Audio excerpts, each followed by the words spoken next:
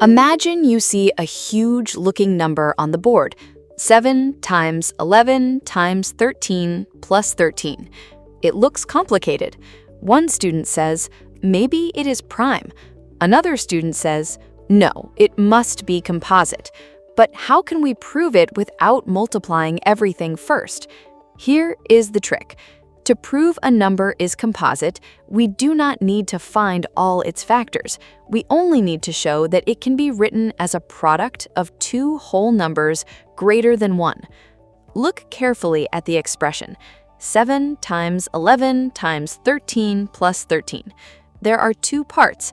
The first part is 7 times 11 times 13. The second part is just 13. The number 13 is present in both parts, so we can factor out 13. 7 times 11 times 13 plus 13 becomes 13 times bracket 7 times 11 plus 1. Now calculate inside the bracket. 7 times 11 is 77, then 77 plus 1 is 78. So the whole expression becomes 13 times 78. Now we do not need any more checking. Since the number can be written as 13 times 78, it has factors other than 1 and itself, so it is a composite number. Now we can give the formal idea. A composite number is a positive integer greater than 1 that has more than 2 factors. In simple words, it is a number that can be written as a product of two smaller whole numbers greater than 1. The method is called the factor out trick. Where an expression looks complicated, look for a common factor. Pull it outside the bracket. If the expression becomes a product of two numbers greater than 1, it is composite. Let's try one more example. 7 times 6 times 5 times 4 times 3 times 2 times 1 plus 5.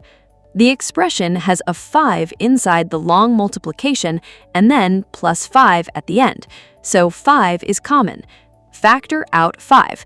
We get 5 times bracket 7 times 6 times 4 times 3 times 2 times 1 plus 1.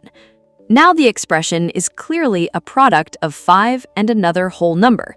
That means it is composite. To prove composite, we do not need to calculate the full value. We only need to show that the number has a factor other than 1 and itself. Now let us move to a different kind of number detective problem. Let us ask a simple question. Can any power of 6 end with the digit 0? For example, 6 to the power 1 equals 6. 6 to the power 2 equals 36. 6 to the power 3 equals 216. None of these end in 0, but we should not check one by one forever because n can be very large, so we need a smarter method. A number ends in 0 only when it has a factor of 10. Think about any number that ends in 0. 10, 20, 50, 100, 230, and so on. Every number ending in 0 is divisible by 10, and 10 has a very simple prime factorization. 10 equals 2 times 5. So here's the secret recipe for ending in 0. The number must contain at least one 2 and one 5 in its prime factorization. Now check 6 to the power n. First, factorize the base. 6 equals 2 times 3. So 6 to the power n equals 2 to the power n times 3 to the power n. That means the prime factors of 6 to the power n are only 2s and 3s. There is no factor 5. Since a number needs both 2 and 5 to end in 0, 6 to the power n can never end with the digit 0. This is where the fundamental theorem of arithmetic becomes powerful. It tells us that a number has a unique prime factorization, so if 5 is not in the prime factorization, it cannot magically appear later. Now we can state the rule clearly. If a number ends in 0, it must be divisible by 10. Since 10 equals 2 times 5, the number's prime factorization must contain both 2 and 5. Let us test another example. Can 12 to the power n end in 0? 12 equals 2 squared times 3, so 12 to the power n contains only prime factors 2 and 3.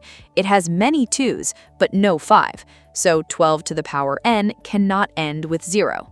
What about 15 to the power n? 15 equals 3 times 5, so 15 to the power n contains 3's and 5's. It has 5, but it does not have 2. Since ending in 0 needs both 2 and 5, 15 to the power n also cannot end with 0. Now compare that with 10 to the power n. The base 10 equals 2 times 5, so every power of 10 contains both 2 and 5. That is why 10, 100, 1000, and so on end with 0. Having only 2 is not enough. Having only 5 is not enough. To end with 0, the number must have the pair 2 and 5, because 2 times 5 makes 10. Let us bring everything together. Today you learned two powerful applications of the Fundamental Theorem of Arithmetic. First, you learned how to prove that a number is composite without fully calculating it. If you can factor out a common number and rewrite the expression as a product of two whole numbers greater than 1, then the number is composite. Second, you learned the ends with 0 rule. A number ending in 0 must be divisible by 10, so its prime factorization must contain both 2 and 5. To prove composite, show a product. To prove ending with 0, find the 2 and 5 pair.